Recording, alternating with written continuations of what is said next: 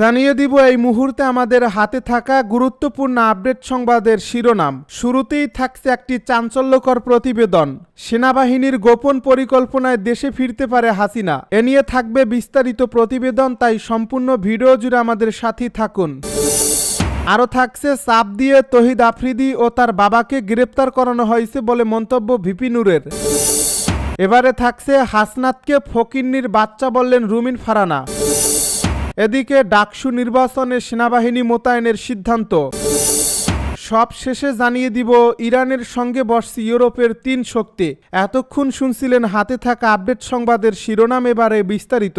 তবে তার আগে অনুরোধ রইল ভিডিওটিতে একটি লাইক এবং কমেন্ট করে জানিয়ে দিন ভিডিও সম্পর্কে আপনার মূল্যবান মতামত। আরও জানিয়ে দিন ভিডিওটি কোথা থেকে দেখছেন বা কোন জেলা থেকে দেখছেন। সেনাবাহিনীর গোপন পরিকল্পনায় দেশে ফিরতে পারে হাসিনা। বাংলাদেশের রাজনৈতিক অঙ্গনে ফের আলোচনার কেন্দ্রবিন্দুতে প্রাক্তন প্রধানমন্ত্রী শেখ হাসিনার সম্ভাব্য দেশে ফেরা। দীর্ঘ 1 বছরেরও বেশি সময় ধরে ভারতে অবস্থান করা হাসিনাকে ফিরিয়ে আনার জন্য সেনাবাহিনী নেপথ্যে গোপন পরিকল্পনা সাজাচ্ছে বলে রাজনৈতিক ও কূটনৈতিক সূত্রের দাবি। সূত্র আরও জানায়, সাম্প্রতিক সপ্তাহগুলোতে সেনাপ্রধান ও তার ঘনিষ্ঠ মহল একাধিক বৈঠক করেছেন, যেখানে হাসিনার নিরাপদ প্রত্যাবর্তনের সম্ভাবনা নিয়ে আলোচনা হয়েছে। পরিকল্পনার অংশ হিসেবে তাকে ফেরানোর পর গোপালগঞ্জে শক্ত ঘাঁটি তৈরি করা এবং ধীরে ধীরে জাতীয় পর্যায়ে দলকে পুনর্গঠনের কৌশলে নেওয়া হয়েছে। সেনাবাহিনীর বিশেষ নিরাপত্তা ব্যবস্থার মাধ্যমে দেশে প্রবেশ থেকে শুরু করে অবস্থান পর্যন্ত প্রতিটি ধাপ নির্দিষ্ট করে পরিকল্পনা সাজানো হয়েছে। রাজনৈতিক মহল মনে করছে হাসিনার দেশে ফেরা কেবল ব্যক্তিগত প্রত্যাবর্তন নয়, এবং বাংলাদেশের ক্ষমতার সমীকরণ বড় ধরনের পরিবর্তনের বার্তা।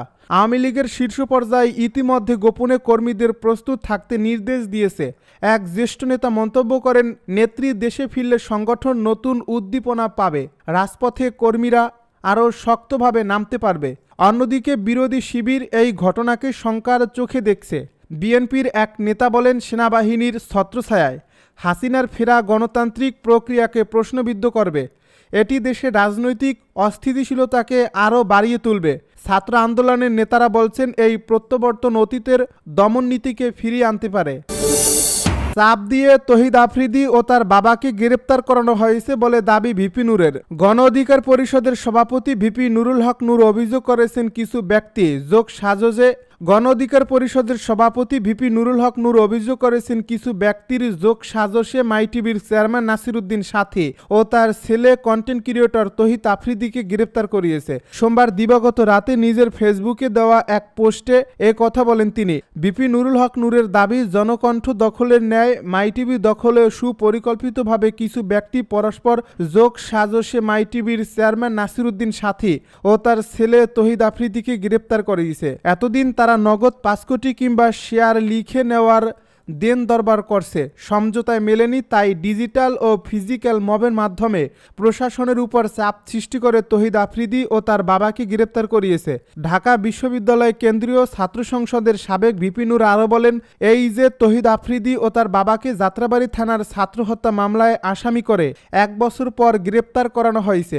মামলার বাদী কি জানে এই মামলায় কাকে কাকে আসামি করা হয়েছে? তহিদ আফ্রিদি কিংবা তার বাবা ছাত্র হত্যা করেছে, এই মামলা প্রমাণ করতে পারবে? তাহলে কেন এই নাটক? হাসনাতকে ফকিন্নির বাচ্চা বললেন রুমিন ফারহানা।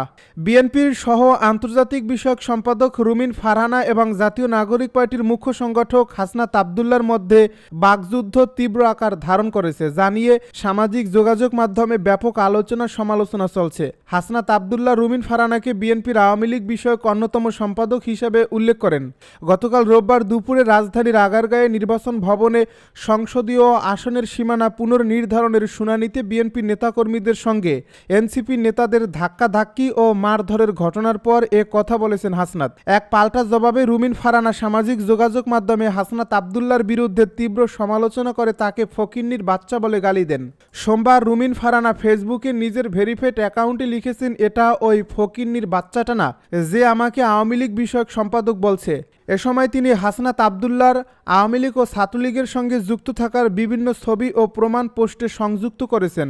এই পোস্টটি ইতিমধ্যেই ভাইরাল হয়েছে। এর আগে রোববার রুমিন ফারহানাকে উদ্দেশ্য করে হাসনাত আবদুল্লাহ বলেন, আগামী নির্বাচনে বিএনপি কিভাবে ভোটকেন্দ্র দখল করবে তার একটি টেস্ট ম্যাচ হয়ে গেল শুনানিতে এনসিপির নেতাকর্মীদের উপর হামলার মধ্য দিয়ে। তিনি আরও বলেন, বিএনপির আওয়ামী লীগ বিষয়ক সম্পাদক রয়েছেন অনেকেই, যারা আওয়ামী লীগ থেকেও বেশি আওয়ামী লীগ। বিএনপি আওয়ামী লীগ বিষয়ক সম্পাদক যারা রয়েছেন তাদের মধ্যে অন্যতম রুমিন ফারহানা। সমালোচনা করে হাসনাত বললেন, আওয়ামী লীগের সুবিধাভোগী, আওয়ামী লীগের ফ্ল্যাটভোগী এবং যারা গুন্ডা দিয়ে নির্বাচন কমিশনকে ঠান্ডা করে দিতে চায়, একটি প্রেসক্রিপটিভ ইলেকশনের দিকে আবার যেতে চায়। আমরা বিএনপির এই আওয়ামী বিষয়ক সম্পাদকদের বলবো, আপনারা জনগণের পালসকে বুঝুন, 24 পরবর্তী জনগণের পালসকে বুঝুন, নতুবা আবার বাংলাদেশ সংকটের দিকে যাবে। ডাকসু নির্বাচনে সেনাবাহিনী মোতায়েনের সিদ্ধান্ত। ঢাকা বিশ্ববিদ্যালয়ে কেন্দ্রীয় ছাত্র সংসদ নির্বাচনের দিনে স্ট্রাইকিং ফোর্স হিসেবে সেনাবাহিনী মোতায়েন থাকবে। ভোট গণনার সময় ভোট কেন্দ্র থাকবেন সেনা সদস্যরা। মঙ্গলবার রিটার্নিং কর্মকর্তাদের সভায় এ সিদ্ধান্ত নেওয়া হয়েছে। এ বিষয়টি নিশ্চিত করেছেন চিফ রিটার্নিং কর্মকর্তা অধ্যাপক ডক্টর মোহাম্মদ জসিম উদ্দিন। জানান, বিশ্ববিদ্যালয়ের প্রধান 7টি প্রবেশ পথে সেনা সদস্যরা অবস্থান করবেন। ভোট গ্রহণ শেষে ফল ঘোষণা না হওয়া পর্যন্ত সেনারা কেন্দ্রগুলো কর্ডন করে রাখবে, যাতে বাইরের কেউ প্রবেশ করতে না পারে এবং কোনো অনাকাঙ্ক্ষিত পরিস্থিতি সৃষ্টি না হয়। রিটার্নিং কর্মকর্তাদের এক সভায় সিদ্ধান্ত হয়েছে, ভোটের দিনে ঢাকা বিশ্ববিদ্যালয় মেট্রো রেল স্টেশন বন্ধ থাকবে। এছাড়া নির্বাচনের 7 দিন আগে থেকেই হলগুলোতে কোনো বহিরাগত থাকতে পারবে না। এদিকে আজ থেকে ডাকসু ও হল সংসদ নির্বাচনের আনুষ্ঠানিক প্রচারণা শুরু হয়েছে। নির্বাচন কমিশন পোস্টার, লিফলেট ও হ্যান্ডবিল ব্যবহারে সুনির্দিষ্ট নির্দেশনা দিয়েছে এবং প্রার্থীদের নির্ধারিত সময়সূচি মেনে প্রচারণা চালানোর আহ্বান জানিয়েছে। ইরানের সঙ্গে বসছে ইউরোপের 3 শক্তি। সুইজারল্যান্ডের জেনেভায় ইরান ও ইউরোপের 3 দেশ ব্রিটেন, ফ্রান্স ও জার্মানির মধ্যে নতুন পরমাণু আলোচনা অনুষ্ঠিত হবে। ইরানের রাষ্ট্রীয় গণমাধ্যম জানিয়েছে, মঙ্গলবার এ বৈঠক অনুষ্ঠিত হবে। রাষ্ট্রীয় টেলিভিশন জানায়, এ বৈঠকটি উপ পররাষ্ট্রমন্ত্রী পর্যায়ে হবে।